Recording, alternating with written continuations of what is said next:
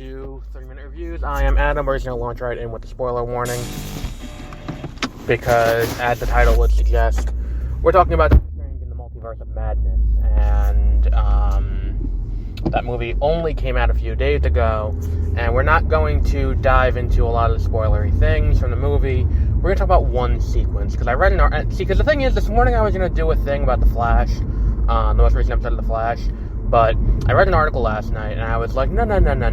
We need to address this before we go any further. And the question is the Illuminati, and what is going on with the Illuminati, and who from the Illuminati is going to be reprising in the future. Now, because the thing is, the Illuminati in Multiverse of Madness, and again, spoilers for those of you who are listening and haven't seen Multiverse of Madness yet, however, I think it did something like $180 million this weekend. So, if you haven't seen it yet and you're listening to this podcast, it's really on you. The thing is, you know, the Illuminati is made up of, Professor X, which is played by Patrick Stewart. It is Baron Mordo, as the Sorcerer Supreme of Earth 838. You have Captain Marvel, who is Captain Marvel of the, of that world, which is Maria Rambeau instead of Carol Danvers. You have Captain Carter, who they introduced as the first Avenger. And then there is, who else was there? Reed Richards, played by John Krasinski. Black Bolt, played by Anson Mount. So people are being like, does this mean that John Krasinski's not going to be playing Mr. Fantastic in the future? And I think it's a resounding maybe. I think that John Krasinski may play Mr. Fantastic again in the future, because here's the thing. Number one, logistically, the amount of work that goes into getting John Krasinski into this movie for one very small role in what amounts to 3 scenes,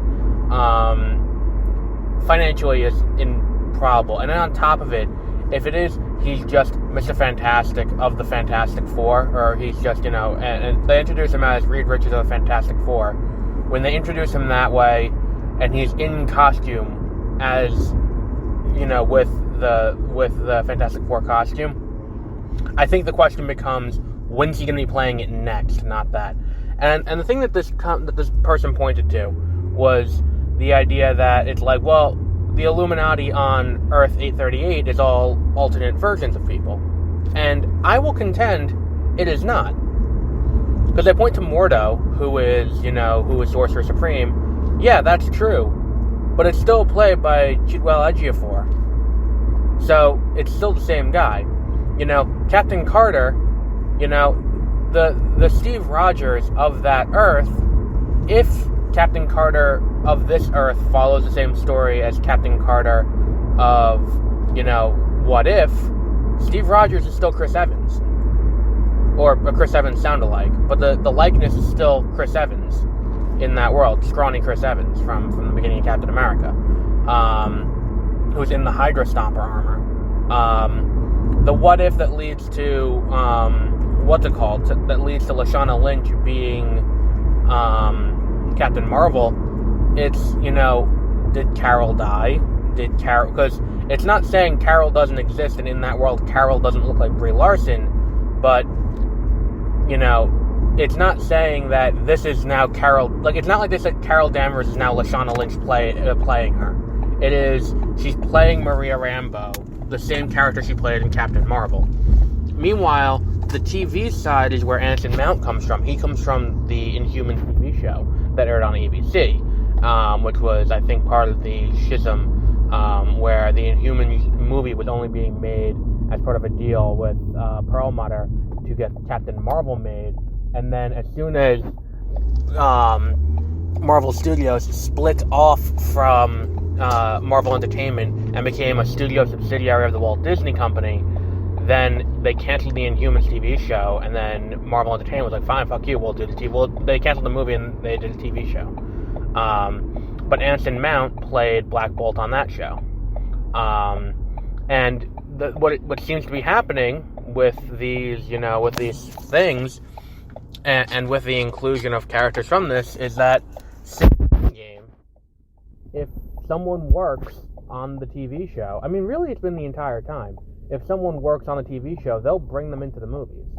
Because, people forget, Strucker, as we see him in Age of Ultron, was first appeared on the Agents of S.H.I.E.L.D., and then they moved him into the movie, and then killed him. And then the same thing for his second in command. He was a main player through season 2 of Agents of S.H.I.E.L.D., which then led into Age of Ultron. Matt Murdock made his appearance, reprising his, and it was Charlie Cox reprising his role. Who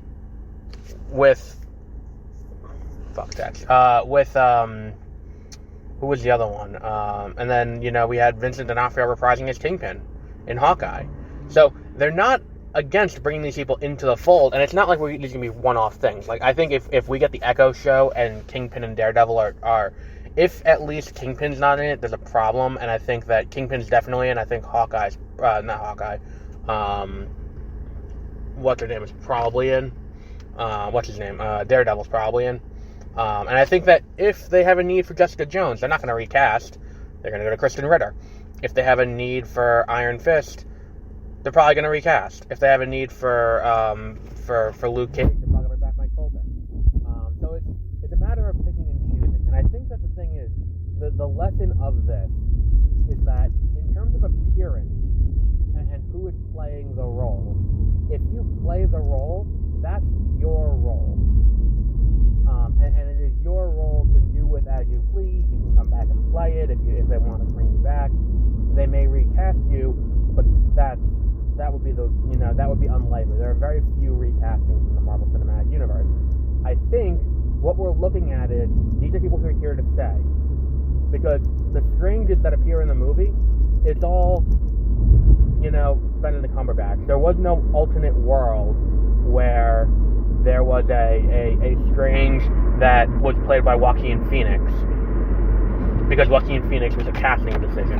There was no, Tom Cruise Iron Man, which was heavily rumored to be in the movie, but I think if Tom Cruise played Iron Man, that would be weird and jarring, because as of right now, there is one person in the entire Marvel Cinematic Universe, and really Marvel Cinematic Multiverse, or two people, who have variants that look different from the base version.